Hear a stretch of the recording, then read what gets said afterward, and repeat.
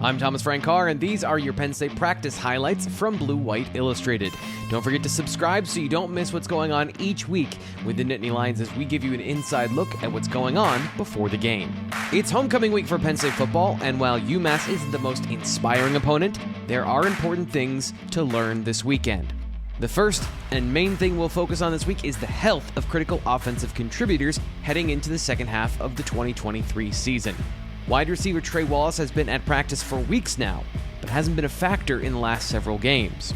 Last week, head coach James Franklin said he tweaked his original injury before Northwestern, or else he would have been in that game.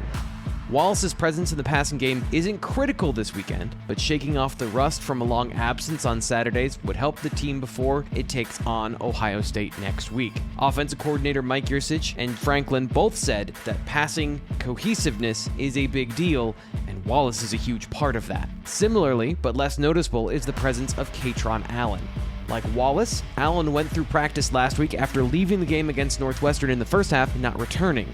Allen's presence was felt in the second half as Nick Singleton slogged alone through a frustrating day that netted him less than 4 yards per carry. Allen is a central piece of the puzzle and a great complement to Singleton, who is essential for this team's success down the stretch. While we won't know what happened, it does seem like he's on pace to play this upcoming weekend. Lastly, and most importantly, guard J.B. Nelson. Franklin was tight-lipped about his status for the past 2 weeks, so his availability and health going forward are very unclear.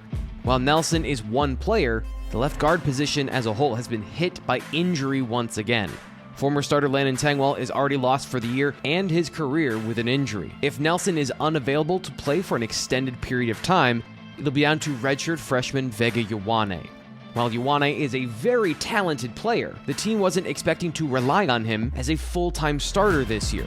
Both his talent and his inexperience were on display against Northwestern in the last game. From a team standpoint, the offensive passing game has relied on a steady diet of good situations to throw from. If the team's ability to run the ball is hampered with the loss of Nelson, more falls on the shoulders of quarterback Drew Aller, meaning Wallace's presence is that much more important. That's it for today's Penn State practice highlights. I'm Thomas Frank Carr.